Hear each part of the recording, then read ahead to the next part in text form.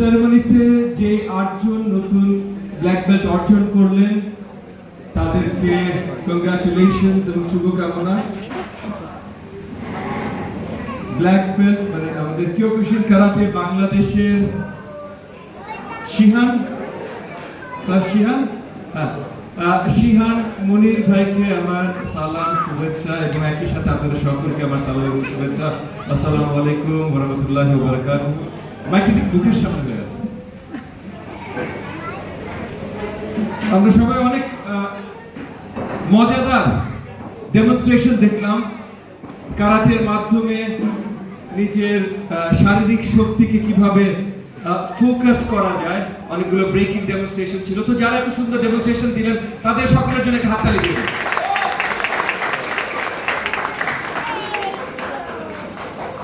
আসলে বক্তব্য হয়তো ডেমনস্ট্রেশন আগে হলেই ভালো হতো, সবাই তখন ডেমনস্ট্রেশন দেখার জন্য বসেছিল। এখন সব ডেমনস্ট্রেশনের পর যারা ডেমনস্ট্রেশন করেছেন তারা টায়ার্ড হয়ে গেছে, তারা একটু এদিক ওদিক ছিটিয়ে আছে।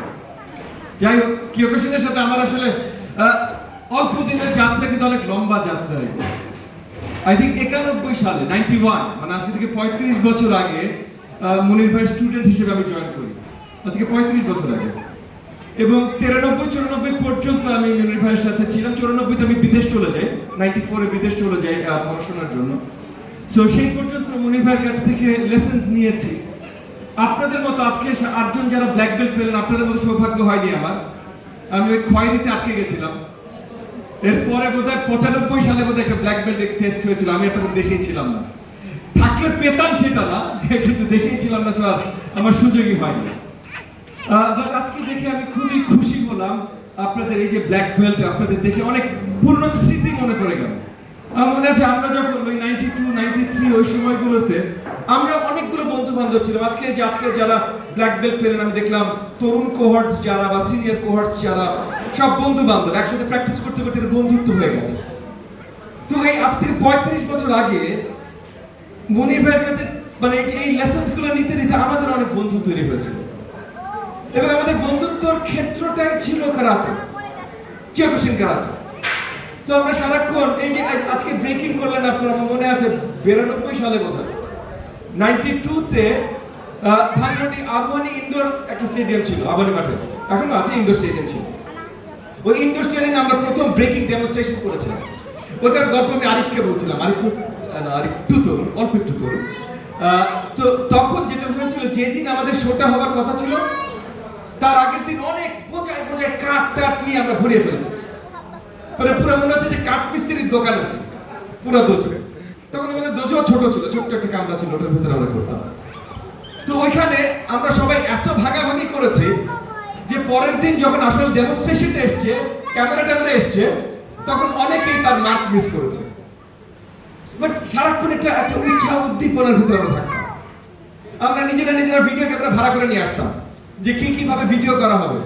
যারা খুব আপনারা অনেক হাই কিক টাইকিক দেন না, ওই যে ফ্লাইং কিক টিক দেন না, সিনেমাতে দেখা যায়।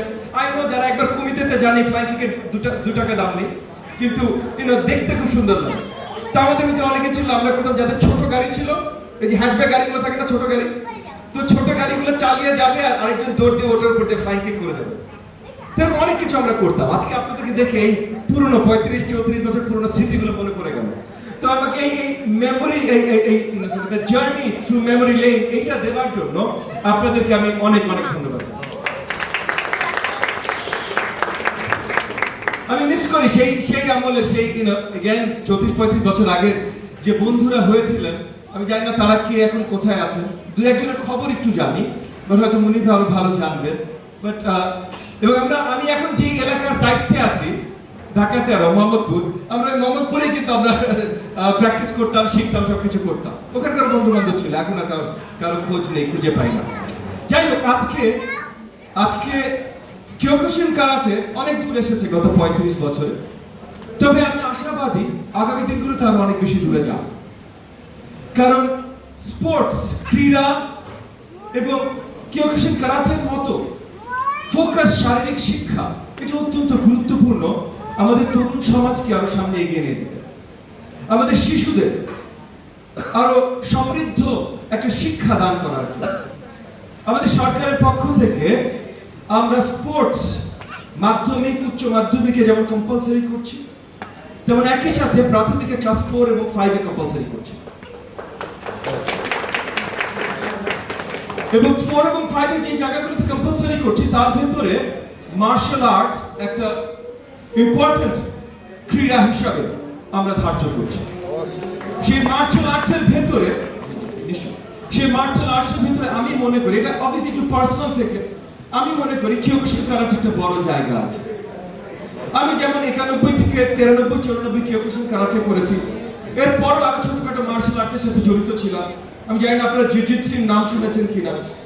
আমি বছর দুয়েক জিউজিৎসুতেও ট্রেন করেছি রজার গ্রেসির আন্ডারে। আপনারা যারা চিনবেন না একটু গুগল করে নিতে পারেন, রজার গ্রেসি গিয়েছিল ডিরেক্ট তার আন্ডারেও জিউজিৎসুতে ট্রেন করেছি। এবং সৌভাগ্য হয়েছে আর অনেক ধরনের মার্শাল আর্ট দেখার, নিজে করিনি, দেখার সৌভাগ্য হয়েছে এরকম বড় বড় জিমেছে। এবং সেই জায়গা থেকে আমি মনে করি যে আমাদের শিশুদের, আমাদের শিক্ষার্থীদের যখন আমরা মার্শাল আর্টস ট্রেনিং দিতে চাই, সেই জায়গাটায় কিয়োকুশিন কারাটে একটা বড় অবদান রাখতে পারে।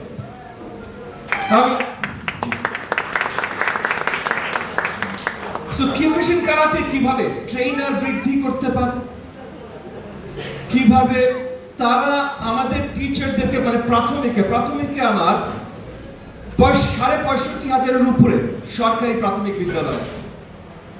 একই সাথে যেহেতু পুরো প্রাথমিক সেক্টরটাই আমাদের মন্ত্রণালয়ের অধীনে এবং আমরা স্পোর্টস কম্পালসারি করছি, মানে সরকারি বেসরকারি সবগুলোতেই কম্পালসারি করছি।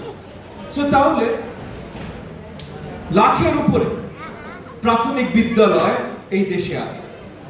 এই লাখের উপরে প্রাথমিক বিদ্যালয়ে মার্শাল আর্টস ট্রেনিং দেওয়ার জন্য হাজার হাজার মার্শাল আর্টস ট্রেনার বা টিচারও আসলে খুব স্বল্প। সেই জায়গা থেকে আমি দেখতে চাই কিয়োকুশিন কারাটে বাংলাদেশ একটা বড় ভূমিকা রাখবে, যে এই যে আমাদের শিশুদের, আমাদের শিক্ষার্থীদের মার্শাল আর্টস ট্রেনিং, সেই জায়গায় যেন আমরা কিয়োকুশিন কারাটেটা ভালোভাবে পৌঁছে দিতে পারি। তো আমি আজকে শিহান, মুনির আহমেদ ভুইয়া, আমার সেই 35 বছর পুরাতন মুনির ভাই, সেন্সে আরিফ, তাদের সবাইকে আমি রিকোয়েস্ট করব যে আপনারা এই কাজটা কিভাবে আরো ভালো করতে পারেন, কিভাবে কিয়োকুশিন কারাটে পুরো বাংলাদেশ ব্যাপী স্কুলগুলোতে ছড়িয়ে দিতে পারেন। এগেন সরকারি বাধ্যতামূলক করছে, সো আপনারা ঠিকভাবে করতে পারলে আমরা আপনাদেরকে সহযোগিতা করব। কিন্তু আপনারা কিভাবে ছড়িয়ে দিতে পারেন সেটার পরিকল্পনা করে আপনারা আগান, তাহলে সবচেয়ে ভালো হবে এবং আমরা গণপ্রজাতন্ত্রী বাংলাদেশ সরকারের সহযোগিতা আপনাদের সাথে থাকবে ইনশাআল্লাহ। আমাকে আজকে একদম আসার সাথে সাথে জোর করে আরিফ একটা ভাঙা টাঙার ইস্যুর ভিতরে ঢুকিয়ে দিল। আমি ভাঙাভাঙি করি না। আমি জানি আপনারা বলবেন বাংলাদেশের রাজনীতি করে ভাঙাভাঙি করেন আর কি করেন, আমি ভাঙাভাঙি করি না। আমি আসলে মানে ভায়োলেন্স জিনিসটাকে খুব অপছন্দ করি। আমি জীবনে যতবার ভায়োলেন্ট কোনো একটা সিচুয়েশনে ছিলাম, এটা একমাত্র ক্রীড়াঙ্গনেই ছিলাম এবং কিয়োকুশিন আর জুজুৎসুতেই ছিলাম, এর বাইরে কোথাও ছিলাম।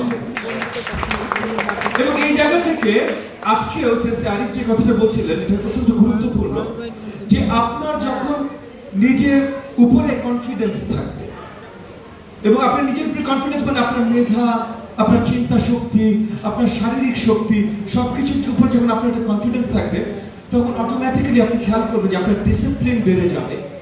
এবং আপনি যখন ডিসিপ্লিন থাকবেন এবং কনফিডেন্ট থাকবেন, তখন উল্টাপাল্টা স্ট্রাইফের সাথে আপনি সহজে জড়িত হবেন না। অন্য কেউ আপনাকে যদি বেইটও করে, আপনি সহজে ভায়োলেন্স বা স্ট্রাইফের সাথে জড়িত হবেন না। তো সেই জায়গা থেকে অত্যন্ত গুরুত্বপূর্ণ মার্শাল আর্টস এগিয়ে যায় এবং মার্শাল আর্টসের ভেতরে আমি মনে করি উৎকৃষ্ট যে মার্শাল আর্টসগুলো আছে তার ভেতরে কিয়োকুশিন কারাটে অনেক উপরের দিকে পড়ে। সো মার্শাল আর্টস যেমন এগিয়ে যায়, কিয়োকুশিন কারাটে বড়ভাবে বাংলাদেশে এগিয়ে যায়। আমি আর আমার বক্তব্য দীর্ঘায়িত করবো না। আপনাদের সকলকে অসংখ্য ধন্যবাদ। আবারও আজকের ব্ল্যাক বেল্ট উইনার্সদের আমার শুভেচ্ছা, আদর, ভালোবাসা। আসসালামু আলাইকুম ওয়া রাহমাতুল্লাহি ওয়া বারাকাতুহু।